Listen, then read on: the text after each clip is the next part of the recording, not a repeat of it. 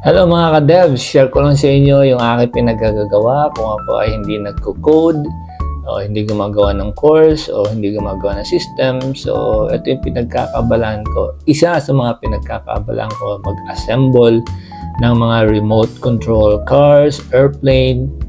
No, so, this time ay ina-assemble ko tong Tamiya na TT02 model, touring car. So, nakuha ko to second hand at nilagyan ko siya ng ibang mga parts na brand new. Ayan, so makikita ninyo na itong aking remote ay brand nito ay Dambo RC. So, mahilig ako magkukuting-ting kasi kaysa kumbaga masayang yung oras ko sa kung anumang bagay na talagang wala, hindi naman productive. So, nag-create ako, nagagawa ko ng mga bagay na nag-iisip pa rin ako pero hindi nakaka-stress. At isa nga ito sa mga hindi nakaka-stress, no? Ito yung aking killer body na nabili ko last year. Yung shell na yan, siya ay model niya is Subaru BRZ. Yan. Kakabit ko na siya ngayon dito sa aking Tamiya TT02. So itong shell na to pwede itong ilagay sa kahit anong model na 110 ang size. So ito ay 110. Kung masi-search nyo, ang size na yan medyo malaki yan, no? At ang gandang tingnan. Ayan, so yan ang itsura niya. And lalagyan ko pa yan ng ilaw later. But this time, ititingnan ko muna yung performance kung pwede siya sa drifting. Kasi ito ay touring car.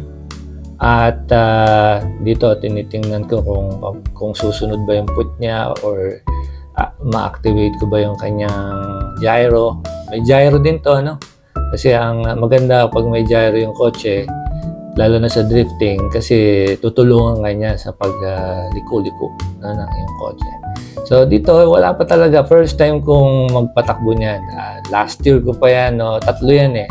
Tatlong ina-assemble yan. So, binili ko sila, hiwalay-hiwalay. No? At kung magtatanong kayo, saan yan pwede mabili? Kay Mighty Blue Hobby Shop. Yung sticker na nakabit dyan ay galing sa kanya, no? Mighty Blue Hobby Shop. So, ayan, ang ganda ng itsura ng model at doon sa kanila, sa store nila, ang dami kayo, makakapili kayo kung anong klase ng shell ang gusto nyo or model. Kung gusto nyo bumili ng drift na agad, naka-ready na for drifting, maganda din. Kaya lang, kasi nung ako nagsisimula, lalo na itong kotse na to, gusto ko ng drift, kaso nabili ko touring kasi nga ako nga lang mag-isa. But nakilala ko yung ating mga friends dyan, si Sir Barua, and then yung si Time Aloy. At binigyan tayo ng mga ideas, no? Ano dapat ihanda for proper drifting. Ayan. So marami naman din ako nagawa na mga mga parang exhibition, no? Nagagandahan ako talaga sa itsura niya. So hindi siya pambata, although sabihin na natin na parang pambata, mukhang parang bata, no? Pero hindi siya ma-assemble ng bata at hindi rin siya basta magagamit ng bata unless talagang oriented yung bata, alam niya kung ano yan, paano kontrolin, no? Hindi siya basta-basta makokontrol.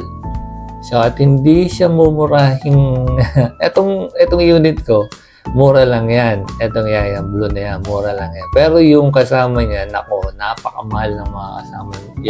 Yung yellow na yan, tsaka yung black. Itong black na ito, no? Kay Sir Barua yan. So, talagang hindi lang basta remote lang, basta ikot lang, pindot lang, no? So, dito, makikita natin, nag-warm up sila. So, tinutune up pa nila yung kanilang mga controller para tumama yung kanilang gustong gawin doon sa kanilang sasakyan. So, ayan. So, sa mga susunod kong video, papakita ko sa inyo yung ibang mga ginawa nila ng mga warm-ups nila and then practice nila sa drifting.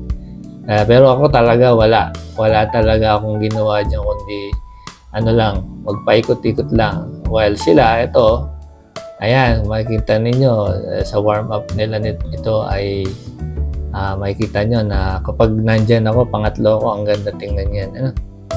So, hindi man siya ganun kumbaga, parang simple lang siya na hobby, pero mas maganda kaysa sa mga bagay na hindi kaya-aya. No? So, mas maganda ma-involve sa ganito kaysa sa mga debate, sa mga kaguluhan, kung ano mga pwedeng pagkaubusan ng oras. Kung naboboring ka, imbis na mag-isip na tayo ng hindi maganda, di mag-isip tayo ng lalo nating ika-develop, kagaya ng pag-assemble ng mga ganyan. No? So, para siyang puzzle hanggang sa mabuo mo siya, ganyan na siya. At pwede mo siyang kontrolin at pwede mo siyang customize kung gusto mo ng racetrack, kung gusto mo ng ganyan, drifting, kung gusto mo ng rally. No? So, napakadami pwede mong gawin. At saka kung anong model ng kotse ang gusto mong ilagay dyan, no?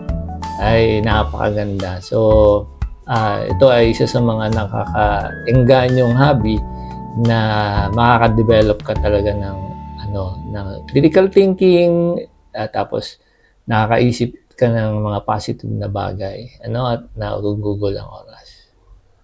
So, sige, yan muna sa ngayon at magkita tayo ulit sa ating next vlog. Bye-bye po.